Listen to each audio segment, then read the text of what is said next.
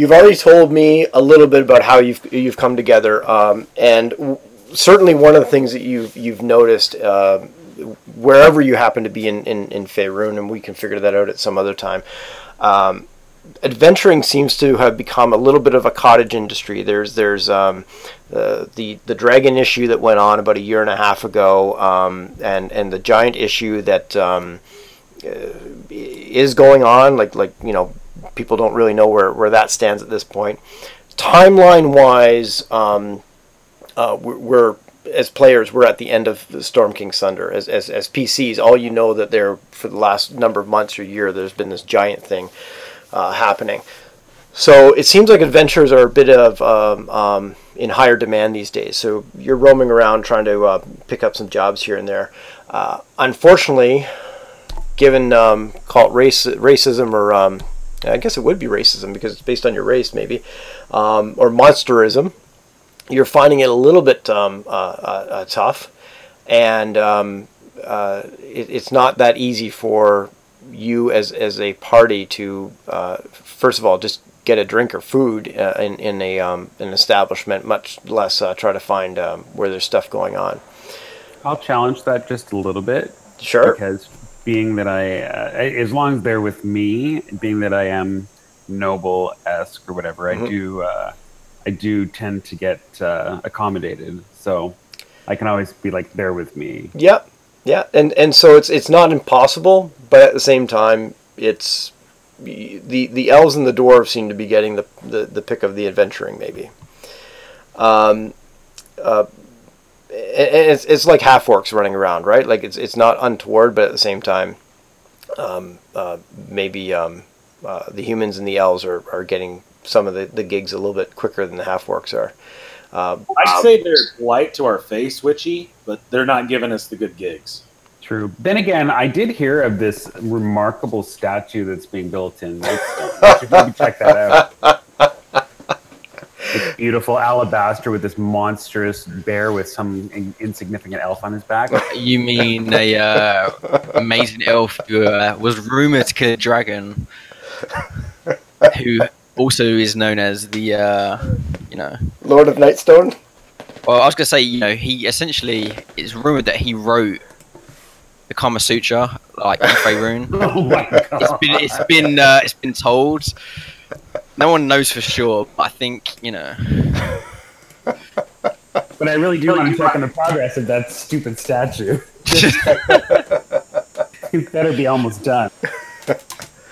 Well, as you're chit-chatting about the statue and the amazing things you've heard about it, and how one of you have heard how it looks like a bear with a elf on the back, and how the other have heard of it as this elf and no bear to be in sight. One of the things that you have picked up is there seems to be a lot of things going on, and a lot of attention focused way to the south, way south. And actually, let me get you here to begin with. Isn't it hot down there? It is hot. And Can you center us? I'm lost. yeah, I just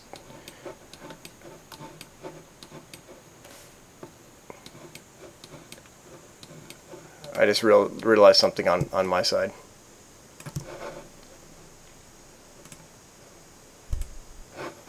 I had all these plans on how to record this thing, and then I realized that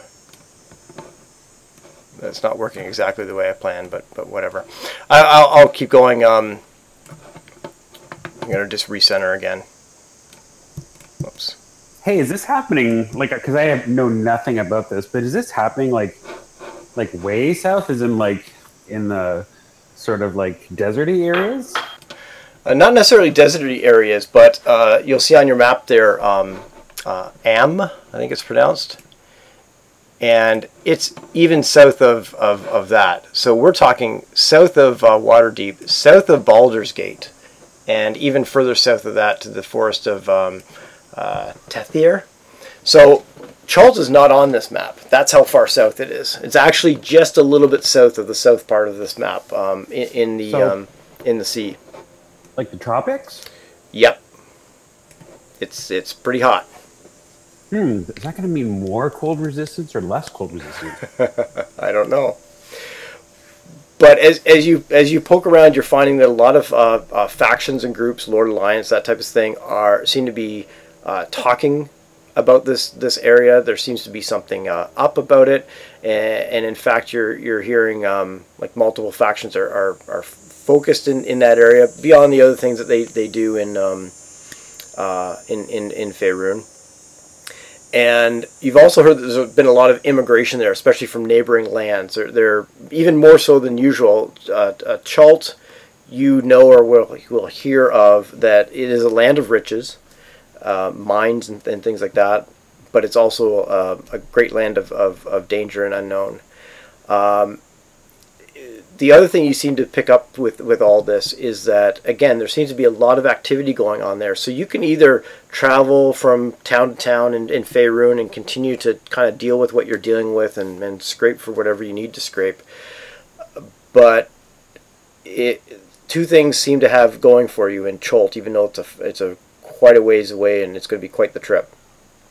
Is number one, there seems to be a large concentration of interest and things going on, therefore potentially a lot of adventuring opportunities in one area.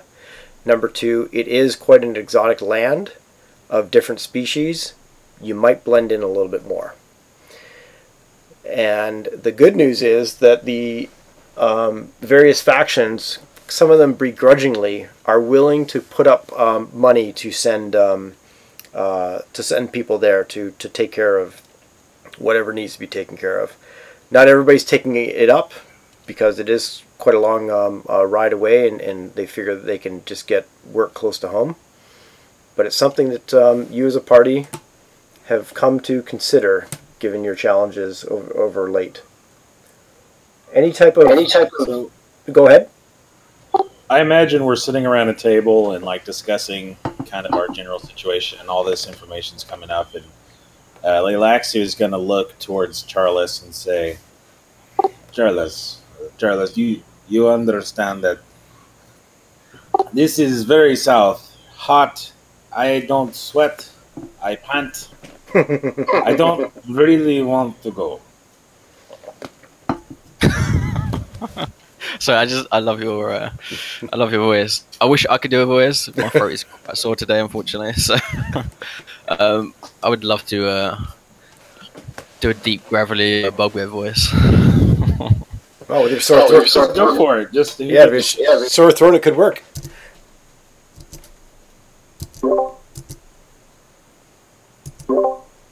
So whatever voice. So convince me that we need to go south. I'm trying to convince myself why we should go south. I like the companions and pleasures of the flesh. You know this about me. I enjoy catnip and a good bowl of cream.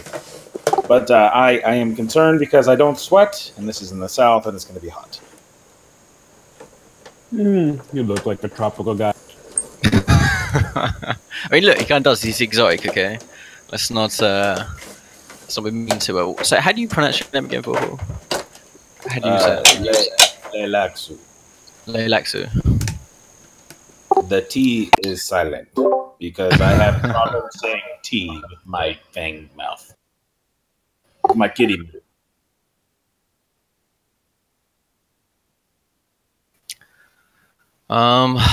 Man, this is tough actually because I'm not. Look, I just created this character like 10 minutes ago, so trying to figure out his motivations is. Yeah, that's all right. Hey, you want to be the leader of the group? You gotta I hear step the up. money is great. Old, you wanted respect and all that stuff. So what I guess he would pan it out like this. Essentially, is assuming that we're all sitting around like a campfire and trying to figure out what we need to do.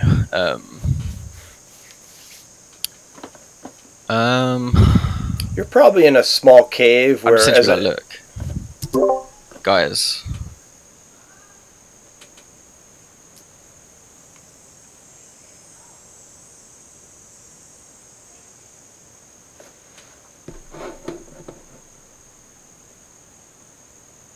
Sorry, did we lose Seth, or are you thinking?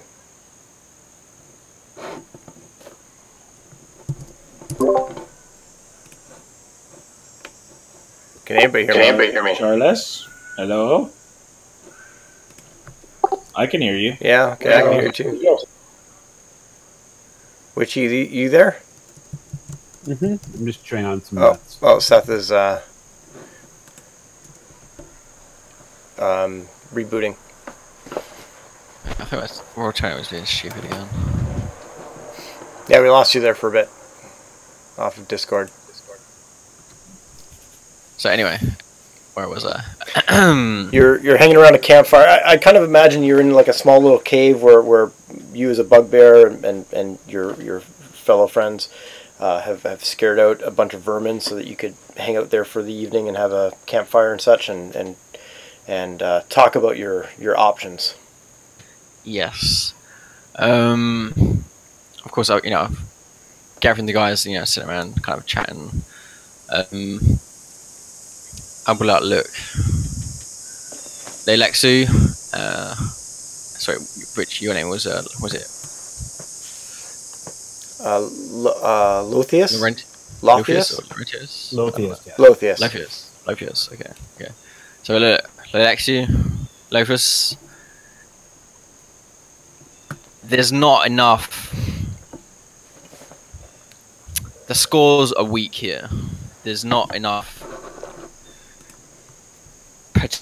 possibility.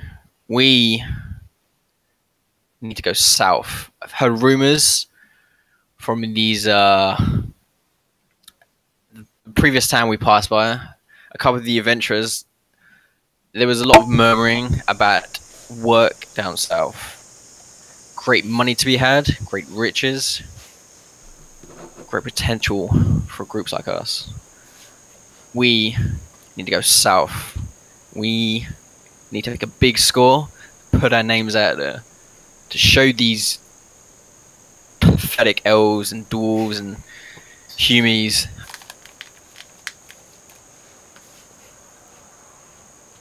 that our kind is not to just be kicked out of town, spat upon, and pushed to the far reaches, kept in these meager caves, and point around at the cave or whatever. And I'm like, once we start making a name for ourselves, we make it big, we earn respect. And once we get that respect, nothing can stop us. We build a statue. I have never been spat in time. And Charles, give me a nature check at advantage, please. Nature. I'm not the most nature guy. No. Well, lucky enough, you do think you've heard some rumors that there are tabaxi in Chult, so it may not be that uncommon for Leilexu. And I look at Leilexu. I'm like, Leilexu. Sorry, what am I doing? What the fuck? Oh man. Aren't your people from down there? Yeah. I'm like, man, I really want to go with an accent like you guys, but I'm just like, it's difficult for me. Like, I'm not the kind of guy, so it's really tough. You already have a good accent. Just go with it. Yeah, exactly. It's a different kind of accent. I could do your normal voice accent. I wish. Did you try to personate you that one time? It was horrible. It was so bad. There was that one game Seth wasn't there, and oh yeah, that was terrible. But you're good. Like, there are some people. They all blah blah blah blah blah. It was really bad. There are people out there who are good at accents, though, and I'm just not one of those guys, Do But I say that. It's funny, It's funny you say that though. Like, you're the guy with the accent, because I can't remember if I told you guys. Like, a couple of days, there's a woman I saw, a Canadian couple, from Vancouver, and I was speaking to them. And I said, I couldn't figure out where they were from. They sounded like, I thought they were from New York. They really sounded like they were. Mm-hmm. And I was like, oh, like where are you guys from? And she was like, oh, we're from Vancouver. And I was like, oh, okay, that sounds quite strange actually. It doesn't sound like you are. You don't sound Canadian. You sound like they sounded like they were from Chicago. She had that very that twang they have, And she was like, she looked at her husband and she laughed. She's like, it's funny that you say we have the accent. You're the one with the accent. I was like, look, you're in London. You guys have the accent here, not me. But the way she said it made me laugh. Yeah. Anyway. Well, kind of on that topic real quick though, whenever I hear Americans try to correct like the spelling of Canadians or Brits, I'm like, yeah, far be it for the British to know how to spell their own language, right? It's almost like we speak proper English. It's called English, damn it. It's not called Americanese. No, sorry, I won't get defensive because we've got football here and I don't want to get upset. This will be... Purple can handle some use in his... Look, okay, it's almost impossible to make me upset, dude. Yeah, I get real defensive if Americans talk about proper English. Okay, let's let's move on. But anyway, let's back to the topic at hand. Yeah. So, right, so do you tell me about all of my kin down there in Chult, Charles? Sorry, I thought you were talking to Brett. So I'm like, Lilaksu. What the fuck am I doing? I did the same accent I did a minute ago. It's not the one I'm going for. It's a different kind of accent. Go with it. Go. Just go. Do whatever feels comfortable, because then you'll comfortably talk about whatever you want to talk about. And if an accent comes later, it comes later. I mean, look, there's a lot of things I want to talk about that I'm not comfortable with. That's another Discord recording group. That's the safe space, for sure. Safe space channel. I think that's what we're gonna call it, Brett. I don't know. Yeah, exactly. Yeah. Anyway, let's go. So, yeah. Leilaksu, down south they have many beautiful tabaxi. Many beautiful tabaxi. Your kind of common down there. You have to spend nothing, not a coin. You have a plethora. Sorry, I want to say a plethora of women. Anyway, we can make it big down there. I promise you this. You would think Charles, as a bugbear, would probably have trouble with the word plethora. Yeah, look, he's actually got a 4 intelligence. So, I'm sorry, 8 intelligence. So yeah, he's not the smartest bugbear. I need to kind of dumb that down a bit. So Leilaxu will look at Lothius and say, "Do you sweat?" I swear it on my bugbears. Charles, no. I'm asking Lothius. Lothius, do you sweat? Oh, sweat? I thought I heard swear too. No, I don't need to sweat. I swear. So I look like a man that sweats. With all that armor, you you look like you sweat quite a bit. I have scales. I don't need to sweat. So Leilaxu will kind of like stop doing his work. Like you got his full attention. This was a rather impassioned speech, and you've definitely caught his attention. And he's kind of give in a bit and say, "Well, if we must go south, then let's go. But if they pay our way to go south, then let's let them pay." Lelax, I tell you, I promise you, we will make it big. I promise you, on the deaths of my fallen bugbears, south is where we need to go.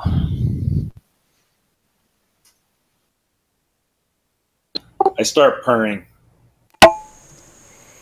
I put my hand on his shoulder and I look deep in his eyes and I squeeze, as much as like a 7-foot giant bugbear can, and I give him that look of like, trust me.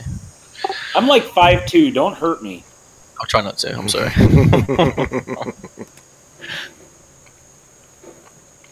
But yeah, I think at that moment we kind of fade out. Wait, before you do that, I look at Lothius. I'm like, Lophius, what say you? It sounds like great adventure down there. Why are we still talking about this? I ignore that comment. I say again, Lophius, what say you? Oh dear. I find the great adventure to be exciting. I need some passion, some conflict in your voice.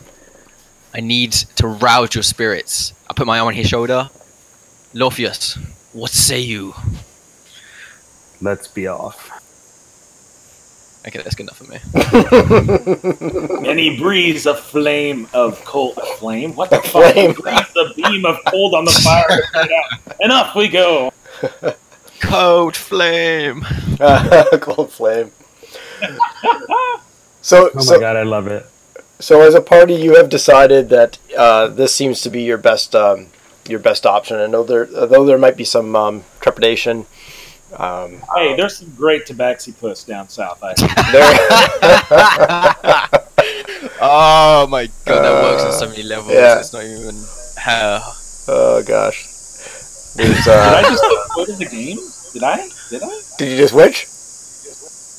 Did I just get quote of the game? You might have. did. So early on too. Now it's all downhill from here. Puss. Oh my god. So with potentially some trepidation, but the bugbear has obviously roused your spirits. You have decided that this is what you are going to do. So you make the necessary arrangements you need to make, and you are put on a ship, and you start the probably long journey or relatively long journey off to Chult. As you journey on the ship, you will, from the other people on the ship, either sailors that have been there a couple times, or some of the people on the ship that have heard rumors about the area as well. You will, you know that you're going to Port Oh my gosh! Now I'm gonna speaking of heat. Okay, no problem. Nyanzaru, Port Nyanzaru. I think something like that. We'll figure it out. And you hear conversations on the ship that this port was until relatively recently under firm control of Amn. This area here. A foreign nation, but a number of years ago, 5, 6, 7, it was forced to relinquish the city to wealthy and powerful consortium of Chultan traders. So they kind of took it over because they would have risked a bloody conflict that probably would have ended with the city winning its independence anyway. So politically they just made the decision. And you know that there are prince traders in this port that are kind of the influential merchant princes, and they now trade their exotic wares up and down the Sword Coast. The money that moves through this place, from what you hear about, like just the port itself, would make any merchant in Baldur's Gate or Waterdeep jealous. Like there's just riches unbelieved in some cases, but at the same time, beyond that, Chult is again a dangerous place, teeming with dangers within the jungles itself. But also pirates prowling the surrounding sea. You hear all kinds of rumors about what you can run into in the jungles, and some of it just sounds too crazy to be true. And with all this information, you and I certainly hope this works out right. This might take a while to load. It is a big map, and I believe I have it set up that won't be giving you guys too much information, but we're about to see. Yes, okay, I've done okay.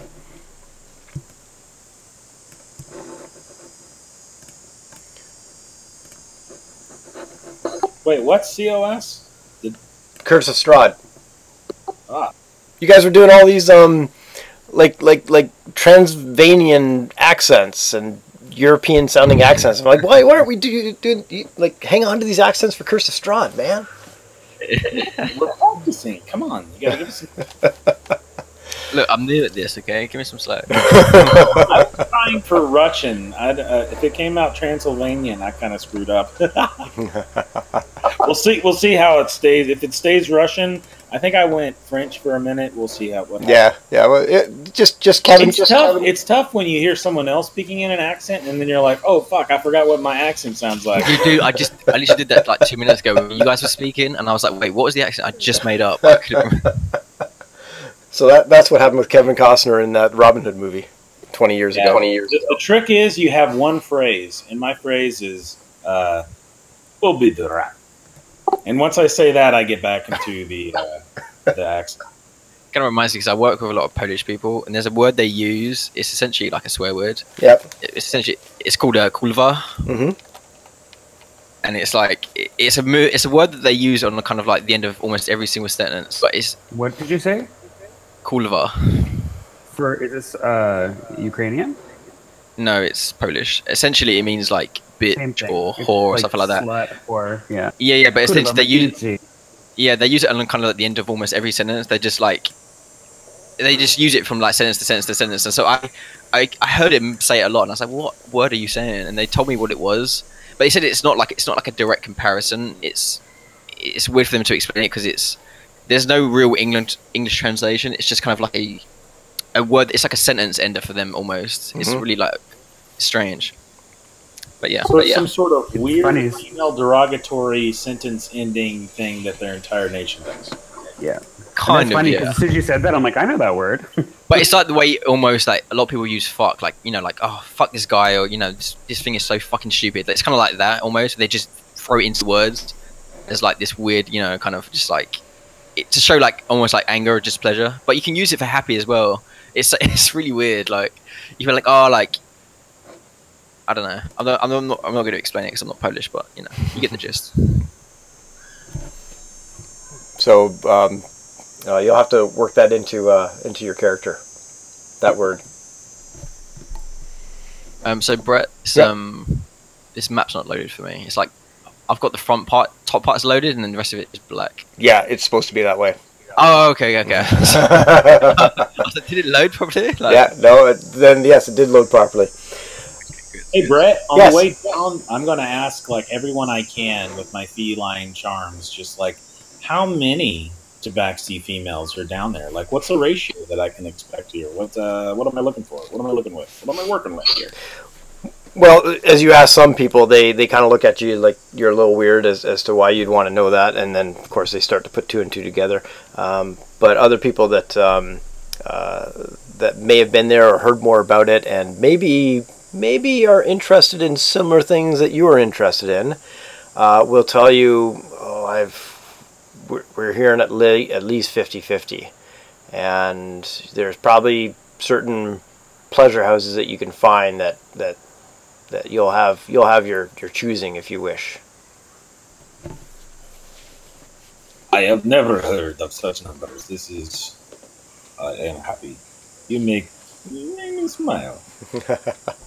And Vorpal, you can work this into the background of your character, and Seth, you can also work it into yours. But Charles, you'd probably be a little bit wondering why this Tabaxi doesn't seem to know a lot about Tabaxi in Chult and stuff like that. And maybe there's a reason for it. Maybe there isn't. Don't know. As a DM, I'm just kind of throwing it out there that there's a bunch of Tabaxi in Chult. Why does your Tabaxi not seem to know a lot about them? That's a great idea. I think also Charles, he's been around for a while, and he's at that point where he trusts those he travels with, but he's also like, he's not the kind of guy who would probably confront, like he would be suspicious, but not, he probably wouldn't ask him about it. He respects that everyone has a past, and that we all come from different places, and he has his own things that he'd probably like to keep secret. So but he's definitely, like you said, probably raising an eyebrow at this. He's like, Yeah, maybe it's not so much a suspicion as it is like, why? Like either this guy doesn't know a lot about his own kind, or he does, but he's putting this on, and that's he's definitely curious, I think. Yeah. And I think after it goes on for a couple days, it becomes pretty obvious that he's not putting on an act or anything. He's Sure. just like truly curious. And if you would ask him about it, he might have something to say, but he's not going to divulge information without any prodding. And one of the things I was going to talk about at our hardcover session 0 is, do we use what I call the Chris Perkins method of backgrounds, which is what I've found with Acquisitions Incorporated, watching Acquisitions, all the Acquisitions Incorporated, not just the most recent one, is that it seems that whatever information they give Chris is part of their background. Whatever they don't give him, Chris is open to make up. So when oh shoot. Jeremy Holkin's character, the cleric or paladin or whatever he plays, cleric.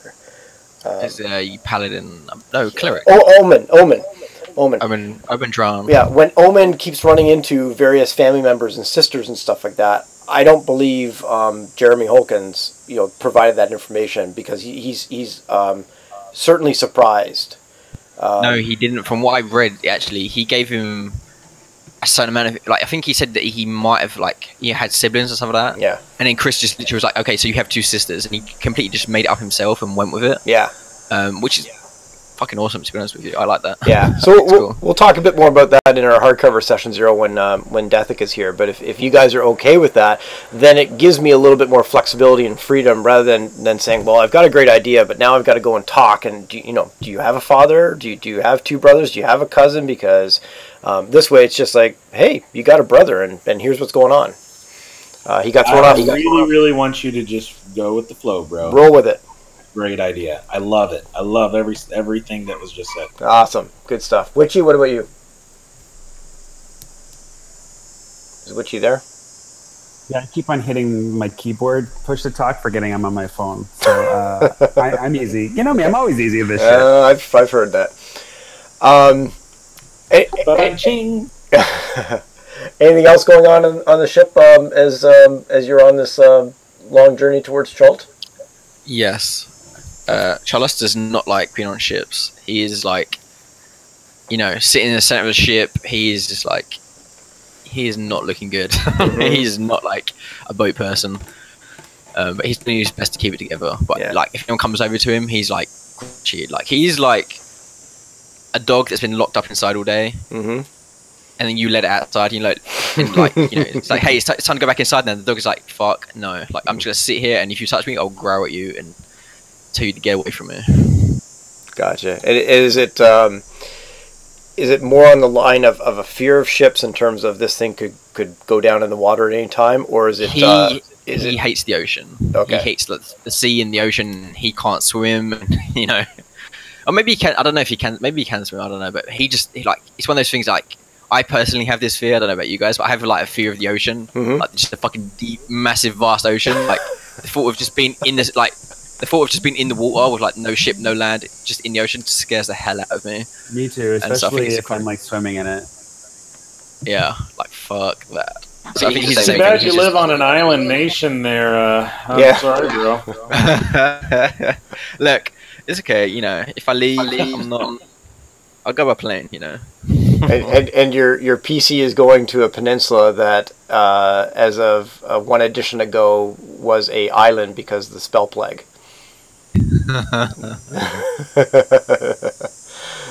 What about Witchy's character, Lothius? What anything going on with Lothius during this long journey?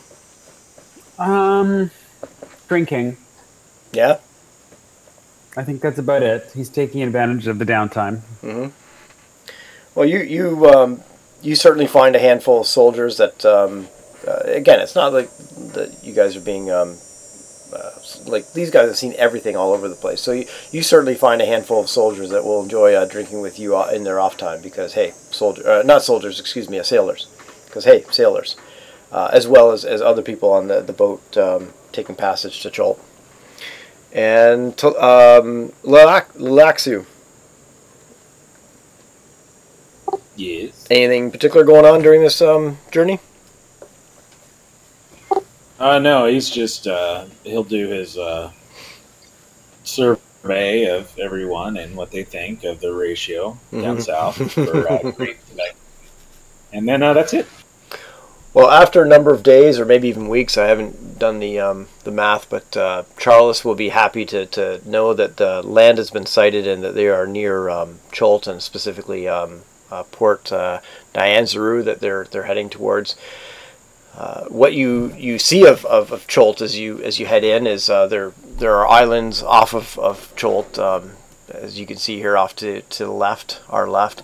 And the port is nestled into the south end of the Bay of Chult, with and as you pull in, like you can see, not so much forest, but certainly jungle, mountainous ranges. There are some beaches as well, places that you would believe that somebody could pull up a ship to, and so this port is the most civilized way to it seems to get to Chult, but it's not the only way to get there. And as you get closer and closer into the bay, and as you're heading towards the port, there seems to be a little bit of activity on the ship. Of course, there's the typical, getting ready to land. But one of the things that you see is a number of the sailors, but two of them are with what you become to know the first mate, is carrying a big bag, like a sack like the size of a baby, like, or small animal. And as they're walking across the deck of the ship towards the edge of the ship, and as they're doing this, you can hear jingling, and you know enough that there's money in there. There's gold. And based on the size of it, and the weight that it looks like it is, we're talking hundreds of gold pieces. Like, this is, you're going off to venture, and maybe you're going off for venturing for glory, to right wrongs, or maybe you just want some money. But those people that would just, and everybody else on the ship is just kind of looking at this, and anybody else that would be venturing after money is sitting there going, man, I hope to make a lot more money than what's in that bag, but if I had that bag right now, that would make an awesome start. And they head off to the edge of the deck, and they're standing there for a bit, and then the captain is doing his thing, and at some point he yells out, "Lorendel," the first mate, "all ready?" And Lorendel yells back, "Aye, aye, Captain." And then a few minutes later, he yells and says, "Lorendel, release." And she says, "Aye, Captain, release." And she turns to the two sailors, one carrying this, the other guy probably a bit of a bodyguard, to keep other people from attempting to steal it. Where they'd go, I don't know. Who's carrying this? Like, what race are they? How many people? There's three sailors. One sailor is carrying this big bag, kind of like a backpack size. So only one person needs to carry it, but obviously there's some weight there. The first mate is there, and another sailor is there. You kind of get the sense that they're there kind of more for protection, that if somebody tries to grab the bag, like one of the travelers or something like that, because there's money in this thing, in this sack. And they're standing by the end of the ship waiting for something, and the captain has just said, "Are you ready?" Essentially, "Yes, we're ready." And then a few minutes later, the captain yells out, "Release." Anything you want to do or check about? I could be lawful evil instead, right? Asking for a friend. I'm gonna steal this bag of gold and go to the back of the ship where nobody will ever find me. So Leilaxia will come up to Lorendel after she finishes what she's doing and say, why would you just toss gold into ocean? Okay, well, we'll get there in a second. So, yes, Captain yells out, "Release." "Aye, Captain, release." And one of the sailors just takes the bag and dumps it over into the ocean. And anybody who's not seen this practice before, which you certainly pick up that there are a few travelers, just their eyes go wide. Hundreds of gold pieces plop in the ocean. And then she yells back, "Captain, away!" And the captain just nods and says, "Aye, away." And then everybody starts to those sailors and the captain, the first mate, starts to go back to whatever their normal duties were, and that's where you're welcome to have the chance to go up to Lorendal, and that's what you do to Laxu. Yes, sir. And she just looks at you and says, "Protection," and starts to walk away. What do you mean protect while you walk away? She walk away. Hey, Lothius, walk away. Lothius, why she walk away? And Loren, you aren't very charming. and as you're chattering away, Lorendal takes a couple steps away, and then you're chatting away, and she turns around and she says, "There are many dangers in the sea around Chult, but if you know how to appease some of them, they will protect you." You say something. Wait. Well, what is down there? What is down there that will eat us? Sharks. Is that what you say? There are sharks and many manner of ocean-going creatures that would eat you. And there is one large dragon turtle that, if you know how to appease properly, will leave you alone. Dragon turtle. I look at Lothius and I'm like, my cat eyebrows are raised. Like, did he said dragon? Do you know something? Cousin. Did you say cousin? Yes. Cousin? What? Your cousin is Distant down cousin. there? Yeah, so she says there's lots of dangers down there, lots of creatures and stuff, but if there is one, she said, dragon turtle that if you know how to appease, will hopefully protect you.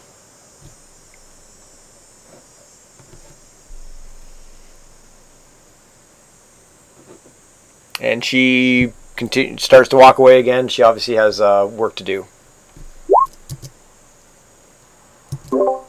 Lothius, or I'm sorry, Leilaxu. My name is Leilaxu. Hi.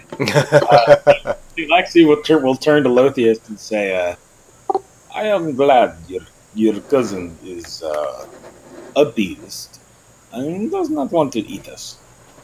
And Lothius, the history check for... Do I know anything about these guys? These dragon turtles? Dragon turtles? How big is a dragon turtle, actually? I would love to know. Really fucking big. You, as PCs, you might find out. As players, if you want to flip to your monster manual, you're more than welcome to. Lothius, you would know a little bit about them. You would know that they are known as dragons of the deep, and they are large, incredibly large turtles / dragons. Like there's a lot of lore and myth and such around them. But they are dragons of the sea as there are dragons of the air. And they are a force to be reckoned with.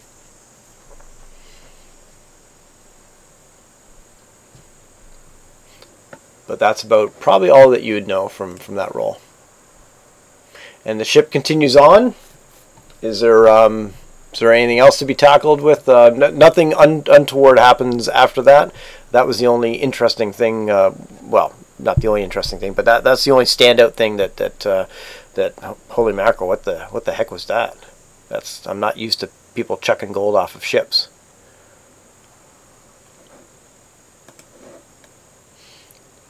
So to appease?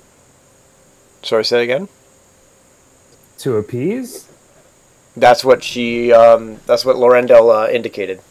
Was That's a lot of gold. And she says sometimes it can be less, sometimes it can be more.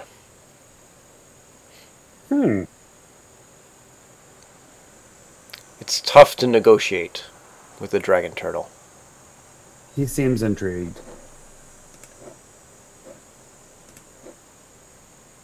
Maybe I'll retire as a turtle.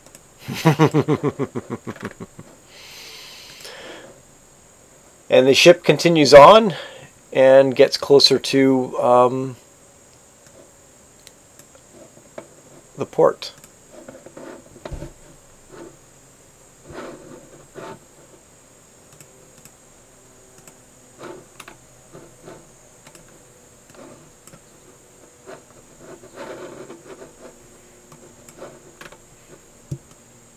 You can probably see all this, but I'm just going to center you anyways.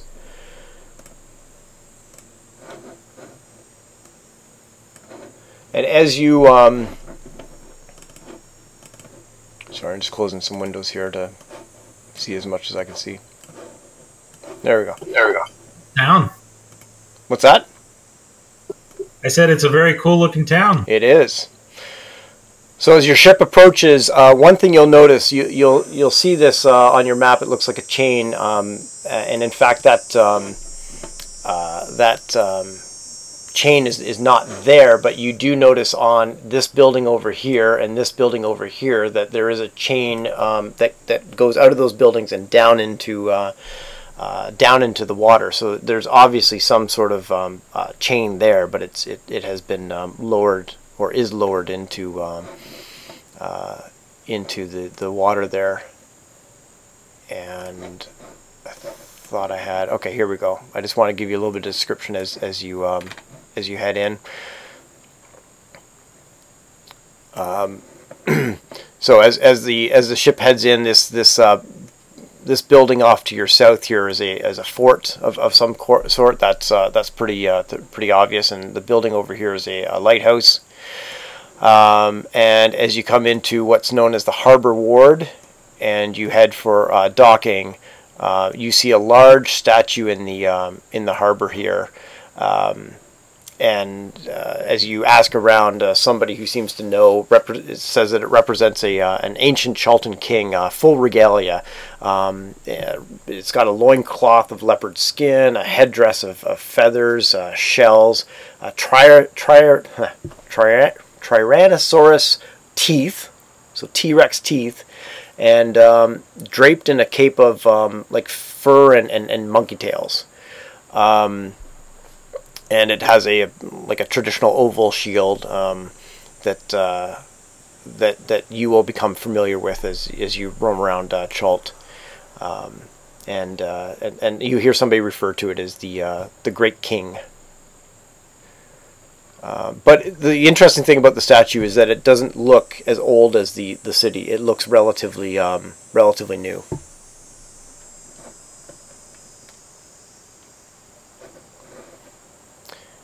And the ship will pull into dock, and the usual things that happen as ships dock, and there's a flurry of activity. There's other ships docking at the same time as well. And as all this is going on, you see a creature approaching the ship with a couple of dock hands, as it were. And the captain gets at the top of the gangplank to meet this creature, and this is what you see come towards you. Hey, yeah, Looks like you. and the captain looks at this creature as he's coming up, and he says, "Old smelly scales, what can I do for you now?" And there's a little bit of a smile off of this guy's face. The harbor. This is obviously some sort of harbor master, and it says, "Captain C." Sorry, go ahead. Is he Dragonborn? He looks Dragonborn. Yep. Puff up my chest. I heard a roll there, so I'm just checking what it was. Was it? Oh no, it was an emote. Ah, cool. Yeah, so sorry, he does look Dragonborn, and so the captain says, "Smelly scales, what do you need from me this time?" And there's a bit of a smile on the harbor master. He says, "Captain Seaweed, good to see you again." And obviously they have a little bit of rapport, and there's handling of documents and ship manifestos and stuff like that, and some stamping going on, and as they all finish up, the Dragonborn looking guy turns to the captain and says, "So you heading to Kaya's House of Repose, I imagine? A little bit of a break?" And the captain just kind of laughs and says, I'm more of a thundering lizard kind of guy, and there's a bit of a smile between them, and he says, "Zindar, good to see you as always. We'll see you in a few hours when we're ready to prepare to head out." And Zindar just kind of gives him a bit of a nod, and then off they go. One of the things that you notice, we'll get back to Zindar in a second here, but one of the things that you notice as you've pulled into here, and you've noticed as you're pulling in, it's about 1 o'clock in the afternoon, it is hot. And out on the ocean as you've been coming in, it certainly was hot under the sun, but it's like being on a cruise ship. It's hot, but it's also comfortable, breeze, ocean's breeze and stuff like that. Even a little bit of that here now in the port, but given it's sheltered and stuff like that, it is hot, it is humid. And as you kind of get yourself ready or used to that, and you look around the town, you're not quite off the ship at this point, but you see familiar sounds or hear familiar sounds of a harbor, like creaking ropes and things like that, mingling voices shouting, cursing in different languages, some of them unfamiliar, a lot of them unfamiliar, with like kind of clicks and inhalations and sing-songy words and things like that. This is, you've heard languages you don't understand before. This is a different place. You are not in Kansas anymore. Unfamiliar spices, tropical fruit mixes, different kinds of smells, and on top of that, the whole port is like an explosion of color. The buildings are so think like south, like Mexico and stuff like that, and I'm sure in Europe, I'm kind of guessing, would it be Spain? Some of the ocean places in Spain there, Seth, would be very colorful. In Canada, I know like Halifax and East Coast is. But you just, buildings are painted in bright shades, blue, green, orange. There's murals on them portraying like giant reptiles and what you imagine would be mythical heroes. Every building sports like baskets and clay urns of colorful flowers, minstrels, bright colors playing, like stuff is just happening. Multicolored pendants and sun awnings all over the place. There's a crowd of children you see off dressed in feathered hats and capes running around, and they're obviously doing some sort of race or play or something like that. Street performers' costume is like big tooth lizards, like are stomping after them, and they're obviously kind of having fun. And it's just a you've seen this kind of activity in towns before, but you haven't seen this kind of activity in this type of town, and you're just kind of taking it all in as you're standing there on the boat and the ship. And Zindar kind of turns to you and says, "First time to Chult, is it for you?"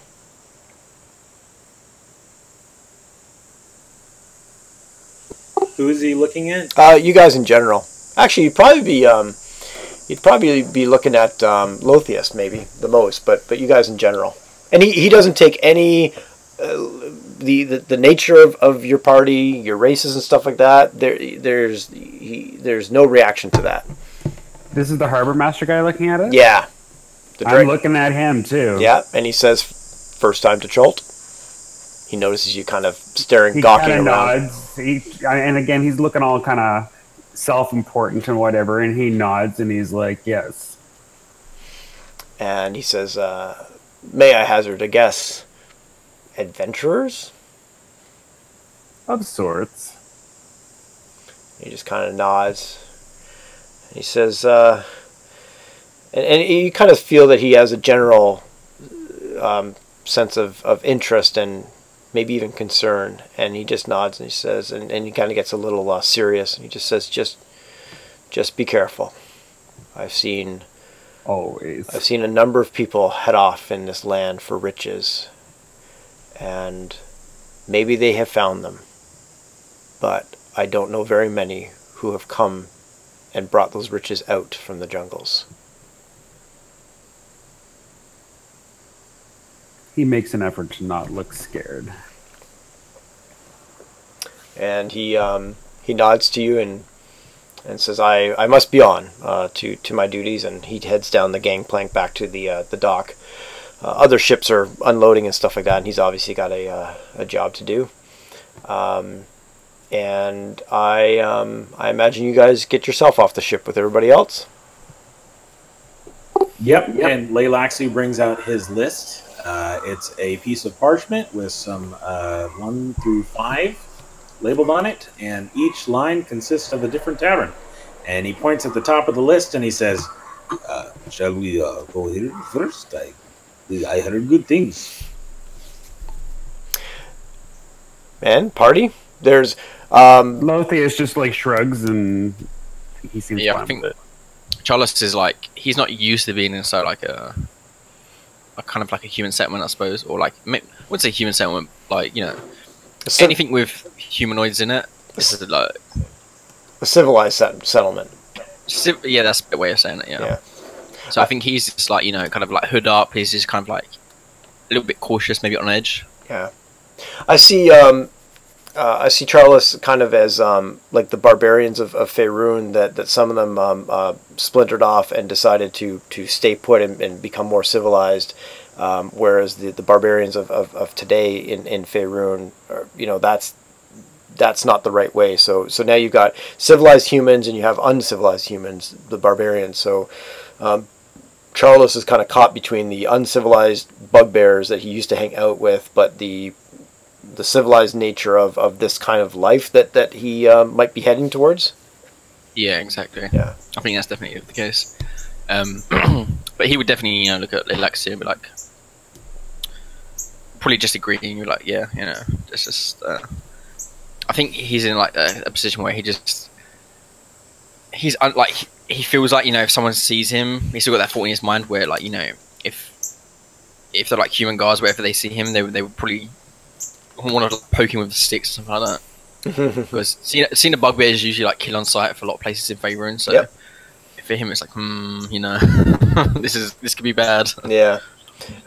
And so far, you have not had any reaction like that. Now you've just arrived here and stuff like that, but certainly, like a harbor master, a person of authority, has come to the ship and dealt with their job and has seen you. There's not a lot of people. It's not like there's thousands of people on your ship, so you know he gets a pretty good scan of everybody, and there is no reaction to you being here. And as a government authority, we can deduce that is going to be the stance for the entire city, right, Brett? You would probably feel that way. That just like any other city, there might be racial tensions and things like that. But it doesn't. If that's the welcome that you got from the harbor master, you probably are going to think that the town guards are not going to throw you in the jail as soon as you take 5 more steps. Are any of us smart enough to know that? That's a good question. Yeah. Give me a wisdom is based on your ability to perceive things. No. Give me some sort of intelligence check, because that's your ability to process information.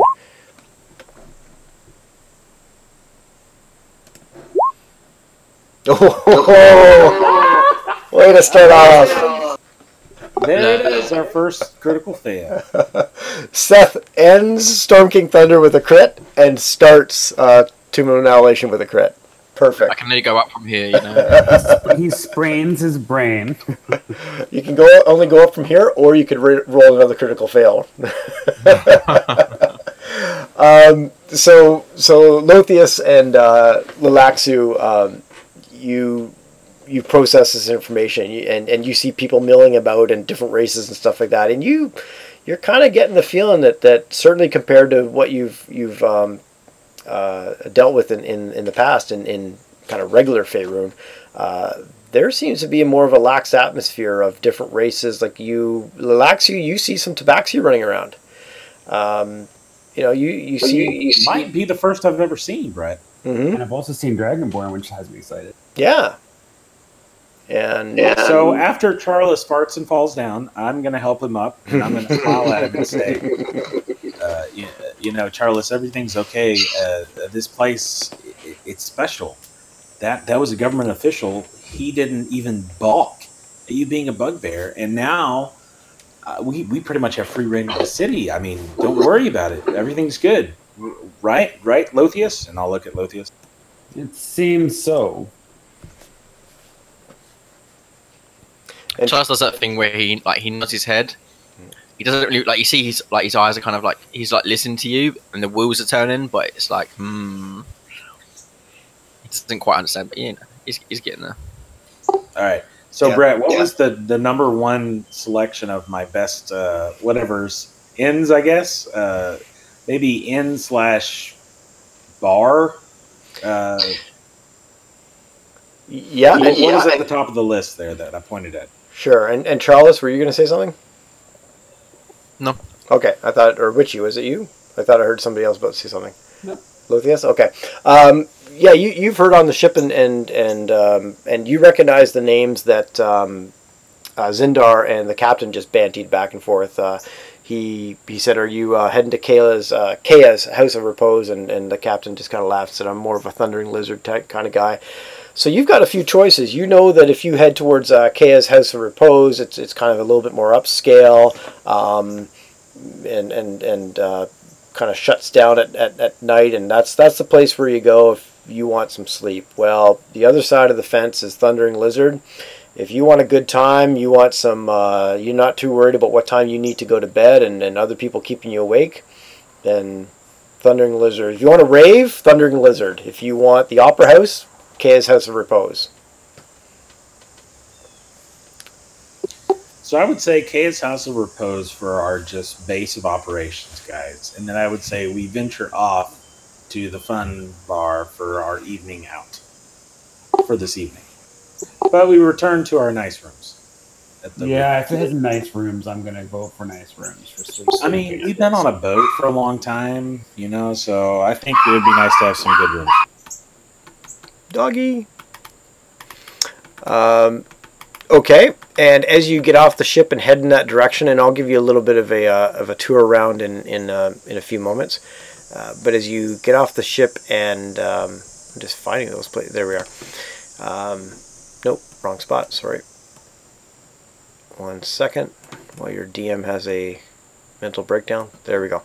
As you head off the ship and things, and you're now onto the docks or harbor proper or whatever.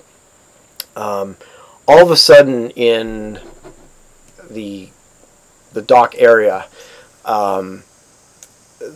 a handful of people just appear out of nowhere. Just bam, poof.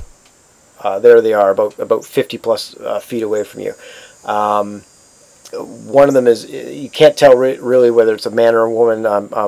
Got a robe on, the whole deal kind of thing, a little bit hunched over.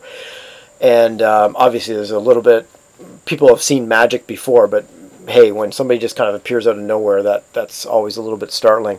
And you hear off to your one side this kind of broken common voice saying, wish we could all travel like that.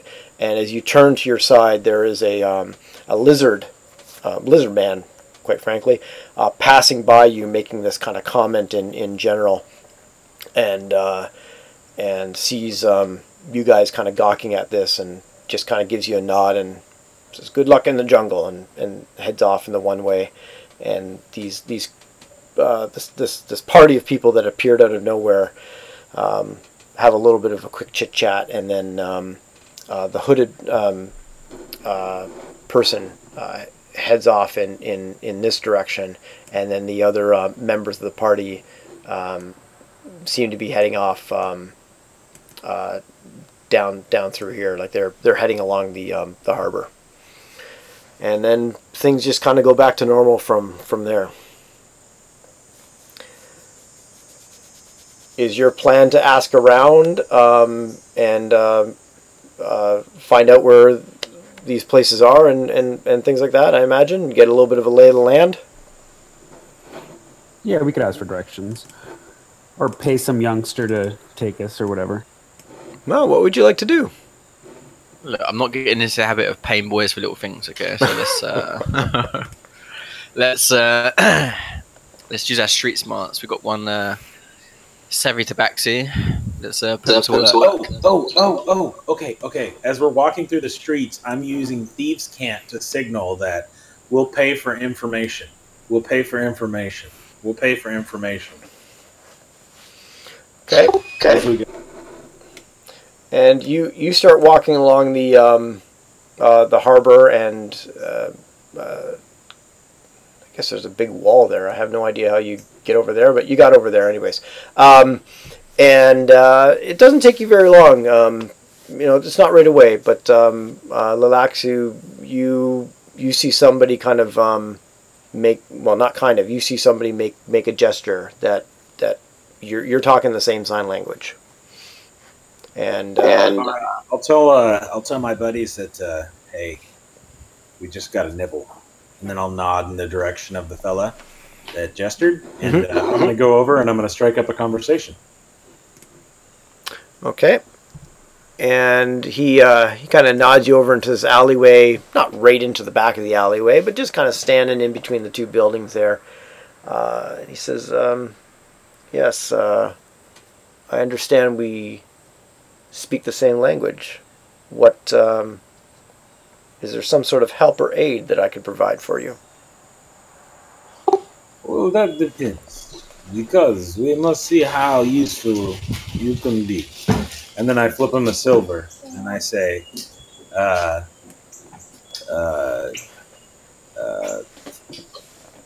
I almost said a bad word, and my daughter's out here. Guys, what do we want to ask him? Out of game. What do I want to ask him? What do we want to find out, guys? Where we that's a good can question. find some nibbles on some adventure, for one. Two, anything in the town of note that we should pay attention to before we leave. Yes. Key thing is obviously about the town, things going on in and around the town, as well as, you know, potential like jobs or like anything big going on lately at, like, you know, outside of town, any of that kind of stuff. All right, cool, thank you. All right, so I'm gonna look at him and I'm gonna be like, so you tell me what has been going on in town, and where can we provide services for exchange of monies? Okay. And I'll fill you in on that. You have some contacts, some faction contacts, based on the fact that they paid for your way here. So I'll work that into to everything as well, because you'll have that information, or at least know names and things like that. But he says, well, there's work to be found, even with all the immigration that's been going on and more people coming into this area. There seems to be a lot of attention to the port, maybe to Chult itself. It's relatively confusing and unknown at this point, but you can ask around. There are guides that you can find in the various pubs that might be able to help you outside of the port. You are new to here. You don't quite know your way around. Am I getting that gist? Does he say anything about my accent? No. I'm sorry. What's particular about your accent? It's different than every other tabaxi that lives here. Like, it's like weird. Oh, gotcha. Sorry. So he says, it sounds like you have never been here before. In fact, and he looks at you particularly. He says, you sound like you are from away. My business is my own. I pay you. You answer my question. Where is this away place? What's that, Othius? I'm like, where is this place, this away? And he turns to you and he kind of laughs and he says, everything that is... Oh, sorry. I totally missed what we're connecting there. He says, away from Chult, the peninsula, you sound northerners. And he turns back to Lilaxu and he says, yes, your business is your own. I understand that. As is mine, and we can appreciate that we will keep those two things separate. I purr and I say, agree. He says, great. Now let me give you the information that you have paid for. If you're new in the area, let me tell you that the place is run by 7 merchant princes. Can someone take notes, please? I can't. Do you want me to open up a handout? Actually, maybe Journal. Yes, that we can all edit. Yes, please do. Yeah, sorry. I'll do 2. I'll do like kind of general information, and I'll do a treasure one. So the treasure one specifically will be for Seth. Just remember in Roll20, it's destructive editing. So whoever saves it, if 4 people have it open and they make all kinds of changes, whoever hits save last, it's only their changes that happen. So just communicate amongst yourself whether you have it open or not. And let me. Hey, Seth, since you're doing the accounting for us anyway, do you want to do the note taking, or someone else to? Like, I really don't want to. I think Witchy's kind of quiet right now. So he must be. Let's poke Witchy.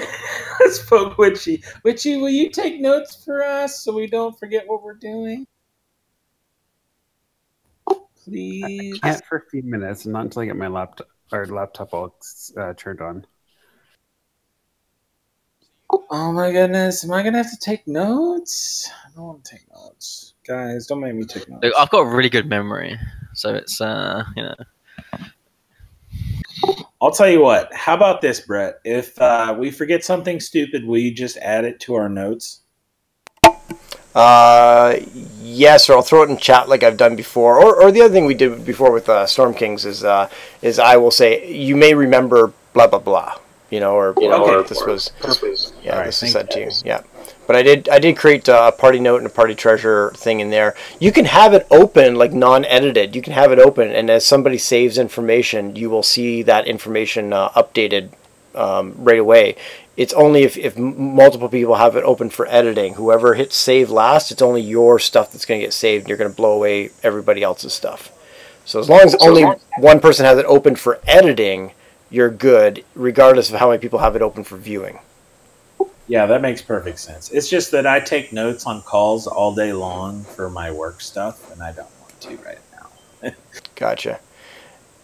And as GM, I'll try to copy and paste in there as well, but that can be a challenge while narrating the story. And as I share things with you too, like notes and stuff like that, or journals. I don't know if you know this, but if you write the name of the journal, so if you write, where's Seth here? If you were to write a square bracket around a journal, and a journal can be a character, it can be a note, and something else, I can't remember what else, that will hyperlink inside the note. So if let me give you an example of this. Sorry to slow things down. If everybody can open, not edit, but open the party notes, and in a moment you're going to see that you'll see at the top there, it's hyperlinked as Charles. So now you can actually click on that, and it will actually open that sheet, that handout. Seth will see his entire character sheet. Everybody else will just see what is publicly available. Okay, that makes it so much easier. Okay, thank you so much. Yeah. All right, so all we have to do is put it in brackets, guys. Put bracket and then the name of the whatever the crap he shared with us, and then in bracket, and then it'll automatically be linkable on party notes. That's great. That's wonderful. If that's the name of the handout, if I share a handout with you that's called Port Niranzu, if you put it into square brackets, then you can just hyperlink to that handout in the future. If you put square brackets around pineapple, unless there's a handout called pineapple, nothing's happening. Nothing's happening. Absolutely, I understand completely. I'm just saying that makes it easier. So I take back what I said, and I will be the linker of all handouts on the party notes. But I'm not going to be writing each individual name we need to know. Someone needs to do that. Okay. Like, all we need is the general gist of things. You don't have to write down everything. I just over prepare, under deliver, over something. I don't know what they say. Under promise, over deliver. There it is. That somehow doesn't coalesce with what I was trying to get across, but that's fine. Let's go forward. Onward. Go forward. So your contact is telling you that the port is overseen by 7 merchant princes. These were 7 of the most influential traders that secured the independence of the port from the mainland. Even though it's a peninsula, they refer to it as a mainland because it was an island 100+ years ago. They each have an economic stake in the city. He says there's been much concern and worry here. People are dying and not being resurrected, and this has put a lot of people on edge. They're calling it the death curse, and there is fear that certain people are cursed to never to die and to never come back.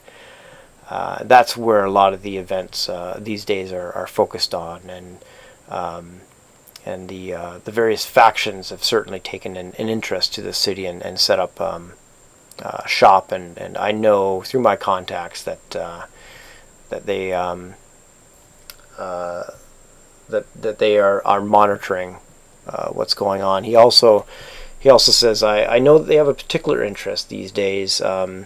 There's talk of something smuggled or being smuggled in or out, or something's going on. I'm not too sure, but and he kind of shakes his hand with the silver pieces in there. He says, for a little bit more help and encouragement, I might be able to try to find you more information and return with it. And give me an insight check, please. All of you can if you wish.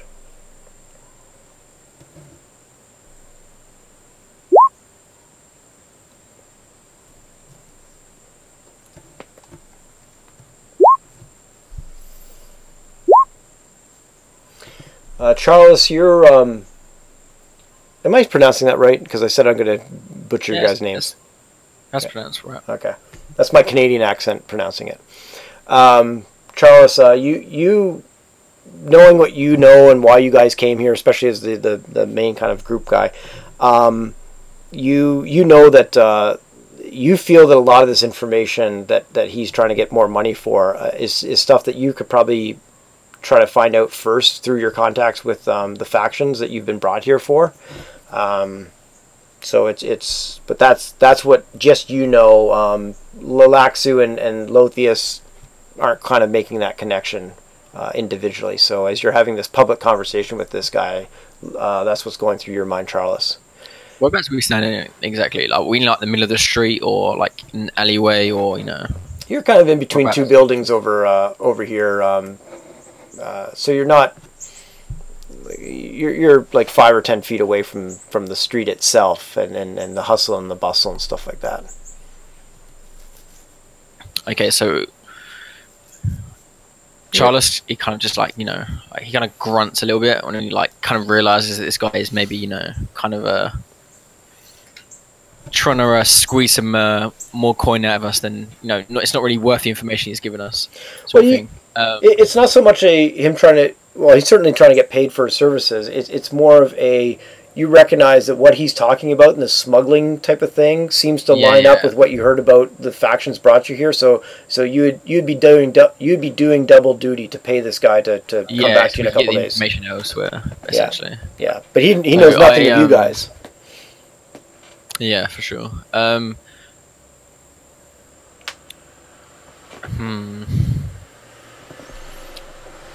I say,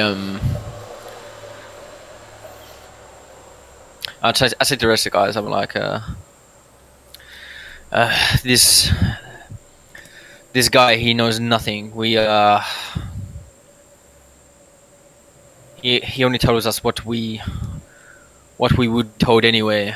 We waste our time, we waste our money. Let us be off before I crush his skull against the wall. How tall is this guy? He's about 5'7". Yeah, I'm like so like kind of stepping towards him and like towering over him. Yeah, And yeah. I'm looking at him, and I'm like, "Are you trying to manipulate us?" And he's pretty calm, cool, collected guy. He says, no, I can give you value for the money that you provide. You contacted me, and he's pointing at the tabaxi, and he says, I'm just here to help you and provide some information. Rumors that I've heard, I still have information to provide. I'm just saying that if you need to know more about this supposed smuggling activity, I could help you with that. Do you work for free? Stick your silver tongue back. Where it goes.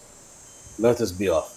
And I like make my claws come out, and I like waggle one underneath his chin while Dragonborn friend is looming over him, and then I Showing take his him out, teeth. and I slap him in the face with my fucking tail. And I walk.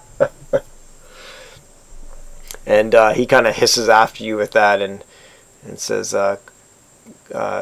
keep that kind of attitude up, and you'll be on the wrong side of both the city guard and the citizens brigade and the various unofficial help that you could receive from people such as I.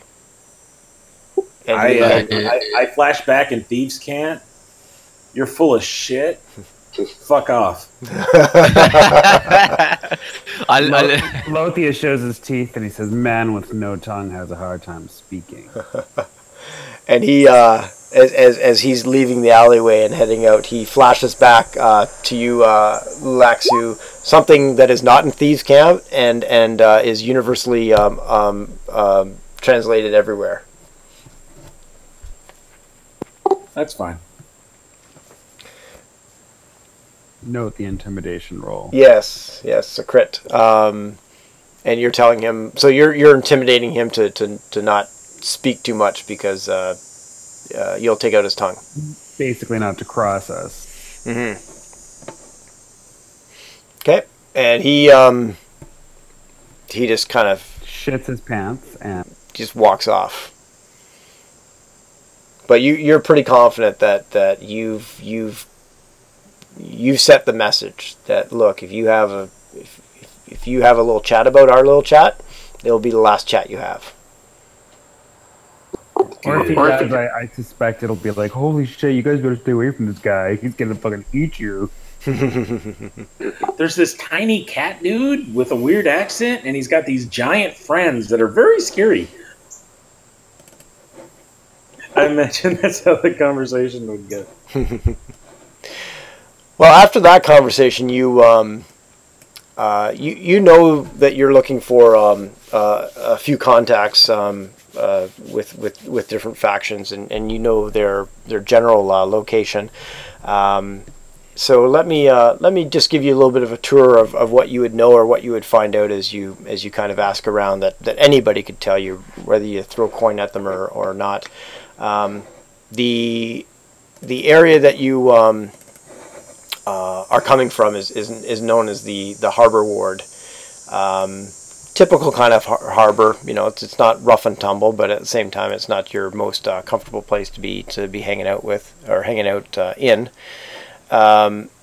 You hear that way off outside the walls is the old city. Not necessarily a slum, but certainly not the best place to be in the city. If you want to be amongst the rich and famous, and then you want to be in the Merchant Prince area, this area that you're walking through is pretty certainly hoity-toity. And there's one. So I feel at home. Yeah, exactly. Yes, you do. And there's one place in particular right here that's obviously would catch your eye. Let me just describe that. You hear that referred to as the Grand Souk, S-O-U-K, a market. There's sorry, just 1 second here. Yeah, it's one of the three markets in the port. The others being a jewel market and the red, what's known as the Red Bazaar. But this one is certainly the grandest of them all, and that's where a lot of trading goes on. Dinosaur skulls, iron, carved ivory, ooh, tiger pelts even, Mr. Tabaxi. All types of stuff that you've never really recognized before. And what's the performance one for, Lothius? I want to be seen. I want to be approached. I'm casting an air of nobility. I'm curious if it'll, pull any attention or whatever.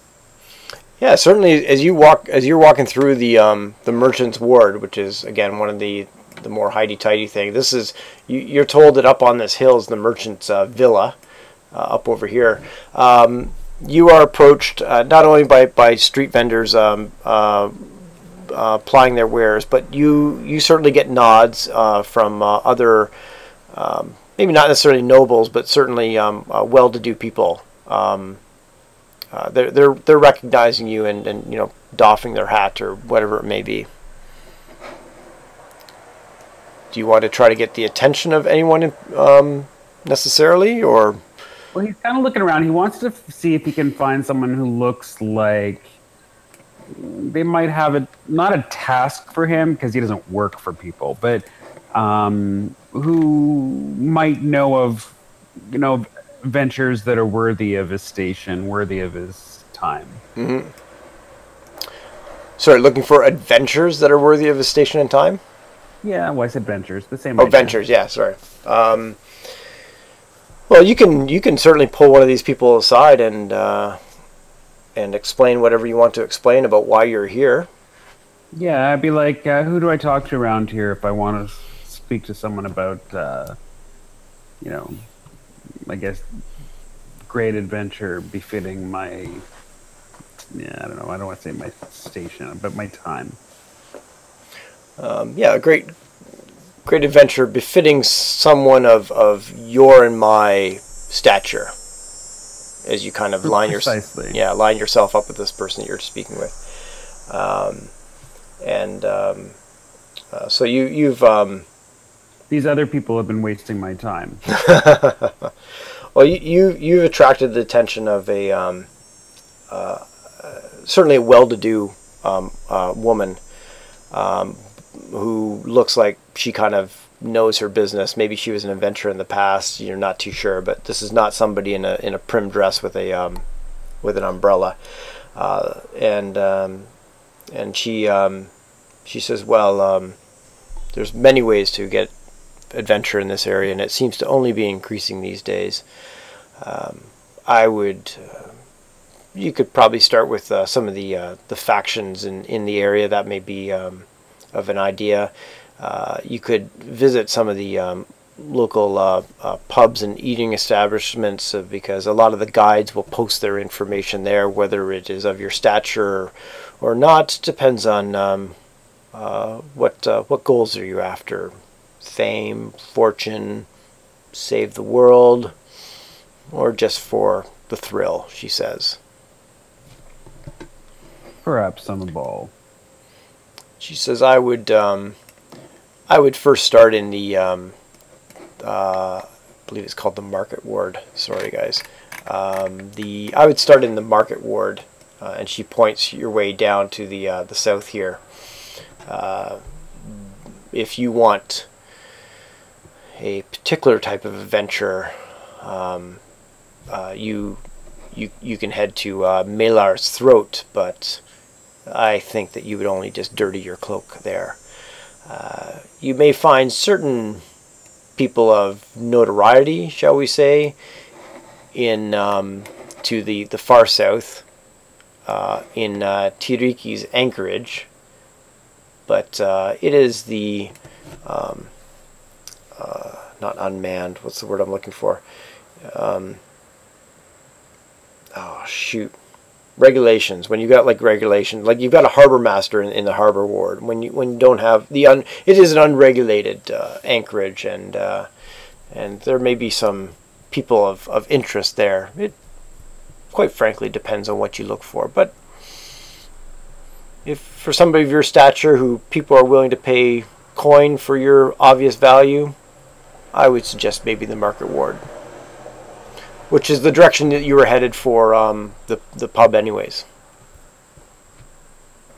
He nods at her and he thanks her, and he doesn't insult her by offering her a coin or anything. And she would not be expecting it, and she gives you a bow, not a very deep one, but certainly more than just a nod of the head, and she says, "Welcome, welcome to the Grand Port. I hope you find your stay here to be enjoyable."